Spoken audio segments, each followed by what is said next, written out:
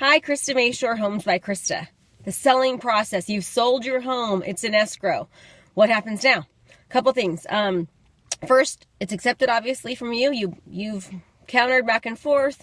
Buyers accepted your terms, and now you officially, day one starts the day after both parties have signed. Okay, day one starts. And at that point, you're going to have the buyer's escrows opened.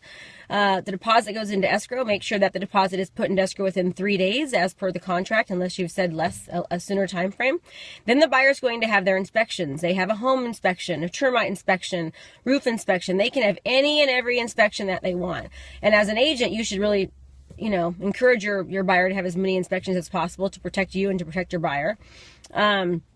So they have all their inspections, and we want to make sure that the inspections are done within the appropriate time frames.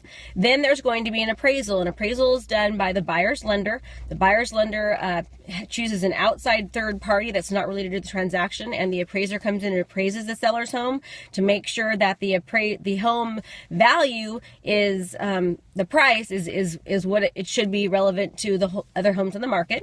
Then there's the loan approval process. So once the appraisal is done, and during this entire time that the lender is making sure that the buyer is able to get their loan, and that they're, they can remove all loan conditions. And once that happens, we have final loan approval. And within about a 17-day period at the very max, typically it's between 12 or 10 to 17 days, all of the contingencies are removed. The loan contingency, appraisal contingency, inspection contingency, loan contingency, all those are removed. At such time, the process continues to go, and loan docs come in. And then the buyer and seller signs. Now, here's what a lot of people think. They think loan docs are here, escrow's closing, we're done.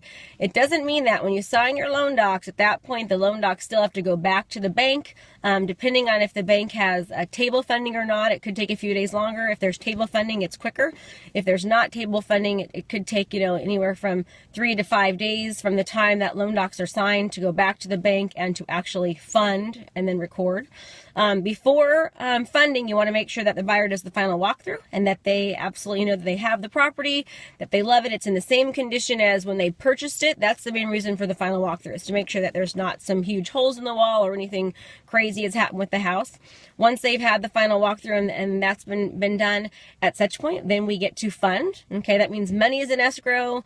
The bank's wired the money, or the buyer has wired their down payment, or cash, if it's cash, all of their cash, and then it records. And when it records, we do the exchange of keys once we have recording confirmation, and then escrow is closed. It's that simple. So there's a lot more steps, along the way. Those are just the major steps. Many times people don't know really what happens once they sell the house. Hope that helps. www.kristahomes.com.